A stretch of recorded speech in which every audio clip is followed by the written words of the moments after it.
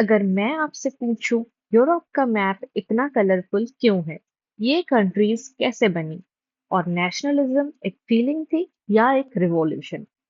मैं हूं मेघना और आज सिर्फ 15 मिनट में हम पूरा chapter the rise of nationalism in Europe rapid revision करने वाले हैं। डेट्स, नेम्स, कंसेप्ट्स, सब कुछ एग्जाम रेडी। एंड तक बने रहिए क्योंकि मैं लास्ट में दूंगी फाइनल एग्जाम टिप जो मार्क्स पक्के करेगी। What is nationalism? Nationalism is a sense of collective identity and इसमें लॉयल्टी किंग के लिए नहीं, लॉयल्टी नेशन के लिए होती है। नेशनलिज्म कोई एक दिन में पैदा नहीं हुआ, ये एक लॉन्ग हिस्टोरिकल प्रोसेस था। यूरोप में नेशनलिज्म की शुरुआत 18th सेंचुरी में हुई थी और ये पीक पे गई थी 19th सेंचुरी में। और इसमें याद ये रखना है कि नेशनलिज्म एक कलेक्टिव आइडेंटिटी है जो मॉडर्न नेशन एंड स्टेट्स को बिल्ड करती है। फ्रेडरिक सोरेल एक आर्टिस्ट जिसने फ्यूचर देख लिया था। उन्होंने 1848 में 4 प्रिंट्स पब्लिश किए थे और उन प्रिंट्स के कुछ की फीचर्स: यूरोप और अमेरिका को साथ में मार्च करवाना, स्टेच्यू ऑफ लिबर्टी के हाथ में टॉर्च ऑफ एनलाइटमेंट और एक चैटर जिसमें राइट्स ऑफ मैन मेंशन्ड हो वो होल्ड करवाना, एब्सोल्यूटिस्ट इंस्टीट्यूशंस को विन करना और नेशन को एक आइडेंटिटी देना फ्लैग और नेशनल कॉस्ट्यूम के साथ। उन्होंने क्राइस्ट, सेंट्स, एंजल्स सबके ऊपर फ्रेटर्निटी को रखा। उनका ऑर्डर ऑफ मार्च क्या था? यूएसए, उसके बाद स्विट्जरलैंड, फिर फ्रांस और फिर जर्मनी। और सेकंड में Austria, Sicilies, Lombardy, Poland, England, Ireland, Hungary and Russia. तो इनका मेंशन विजुअलाइजेशन ऑफ नेशनलिज्म में लिखना मत भूलना। द फ्रेंच रिवॉल्यूशन 1789, यहीं से आइडिया ऑफ नेशनलिज्म की शुरुआत हुई और पावर का असली ट्रांसफर भी यहीं पे हुआ। यहाँ सोवर्जिनिटी मोनार्च से सिटीजन तक ट्रांसफर हुई। नए आइडियाज जैसे ला पैट्री मतलब द फादरलैंड का इवोल्यूशन हुआ। रॉयल फ्लैग को ट्राई कलर फ्लैग ने रिप्लेस कर दिया। एस्टेट जनरल की जगह पे नेशनल असेंबलीज होने लगी। सबके लिए लॉज यूनिफॉर्म बना दिए गए और एक सेंट्रलाइज्ड एडमिनिस्ट्रेशन की डेवलपमेंट हुई। रीजनल डायलेक्ट्स को डिस्करेज किया गया और फ्रेंच नेशनल लैंग्वेज बन गई।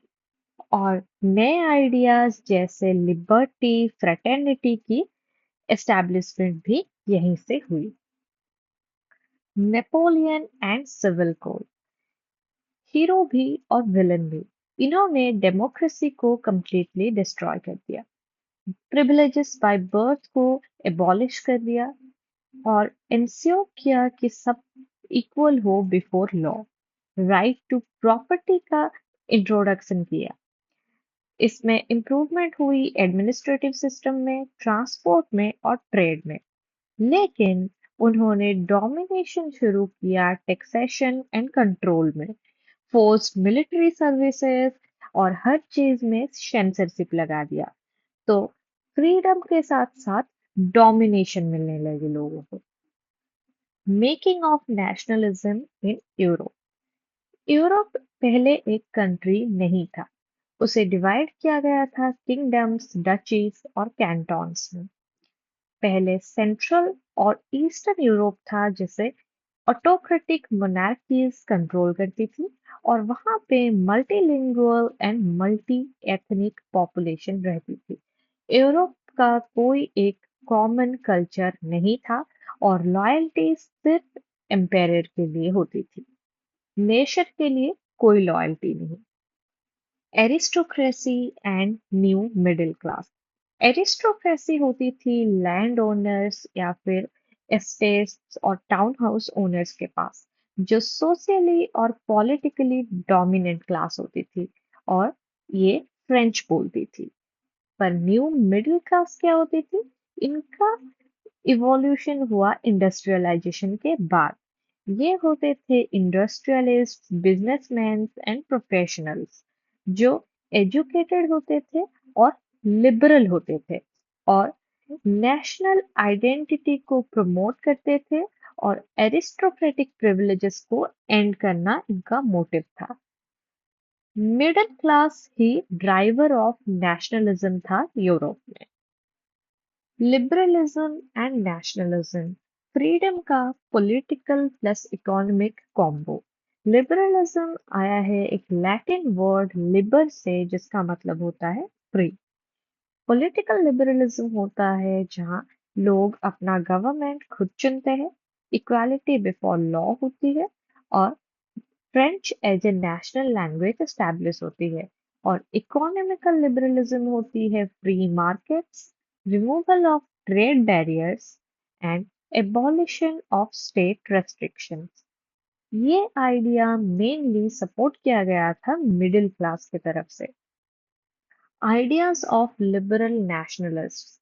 लिबरल नेशनलिस्ट ज्यादा एम्फेसिस देते थे government representing the spirit of the nation, parliamentary form of government और एक कॉन्स्टिट्यूशन का establishment and emphasized the creation of nation and states, national unity and national identity. The era of revolution 1830 से 1848 तक Europe जल रहा था। Inspired by liberalism and nationalism, middle class ने aristocratic regimes के अगेंस्ट रिवॉल्ट शुरू कर दिया था। इसमें प्रॉब्लम ये हो रही थी, हंगर, हार्डशिप, अनएम्प्लॉयमेंट बहुत ज्यादा बढ़ने लगी थी। पीजेंट्स स्ट्रगल कर रहे थे क्योंकि फ्यूडल ड्यूज बहुत ज्यादा था। Board conservative order reestablish कर दिया गया 1848 में। The Greek war of independence 1821 से 29 तक। Poetry plus nationalism is equal to independence. Greece versus the Ottoman empire. इन्होंने ओटोमन एम्पायर के अगेंस्ट लड़ के अपनी इंडिपेंडेंस हासिल की और इन्हें सपोर्ट किया था यूरोपियन नेशनलिस्ट ने एंड पोएट्स एंड आर्टिस्ट ने।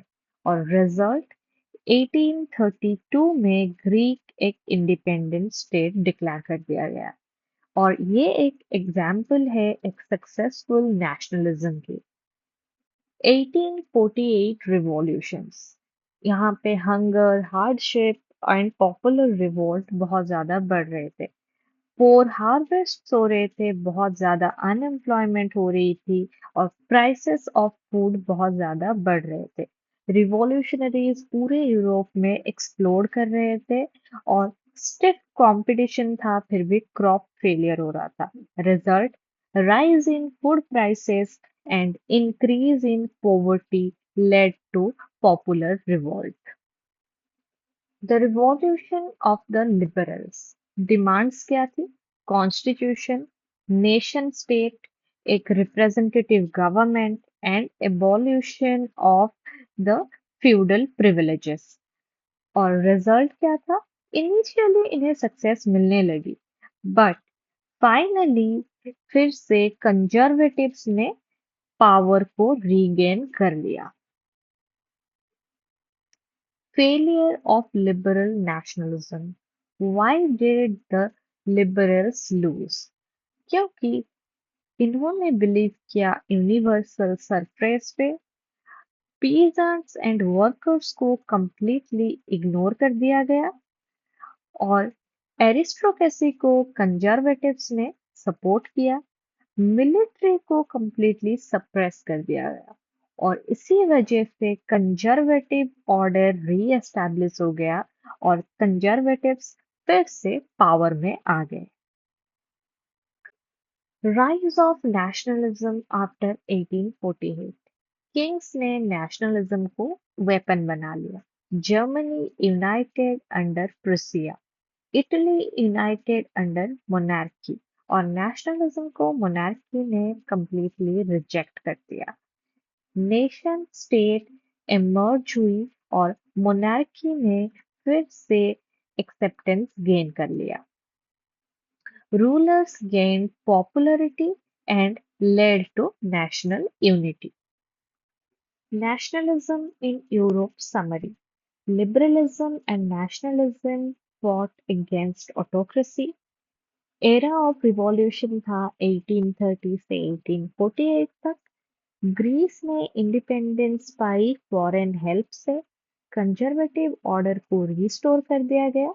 Germany and Italy United under nation state.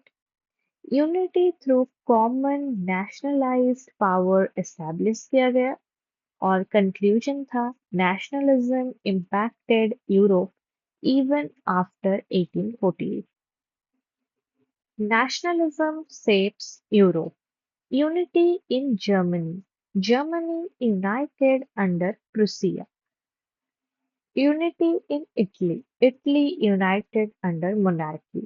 The fall of the Ottoman Empire led to the emergence of Eastern Europe, and nation state dominated Europe even after 1848. The birth of nationalism. Nationalism बना कैसे? Liberal political ideas, common identity, common history, common language, and unity against autocracy. Anti-liberal autocracy bound nationalists to come together. Inspired by unity, nationalism spread across Europe. Timeline and the conclusion. Timeline is equal to free marks. 1789, the beginning of the French Revolution. 1821 to 29, the Greece became an independent nation. 1848, revolutions started. 1871, Germany united under Prussia. Nationalism reshaped Europe permanently. Final exam tip, ये बहुत ज्यादा जरूरी है। आप अपने answer में keywords, dates, names या फिर कुछ फ्लो चार्ट्स या डायग्राम्स ऐड कर सकते हो आंसर को और ज्यादा एनहांस करने के लिए। और अगर ये फॉलो करोगे तो हिस्ट्री बोरिंग नहीं, स्कोरिंग हो जाएगी। याद रखो, स्टडी स्मार्ट नॉट हार्ड। मैं हूं मेघना और यहाँ आपको मिलता है clear notes, smart timelines and exam focused revisions. अगर ये वीडियो हेल्पफुल लगा हो तो सब्सक्राइब करो, लाइक जरूर करना और शेयर करो अपने फ्रेंड्स के साथ। और कमेंट में मुझे बताना कि नेक्स्ट रिवीजन किस चैप्टर पर चाहिए। See you in the next smart study session.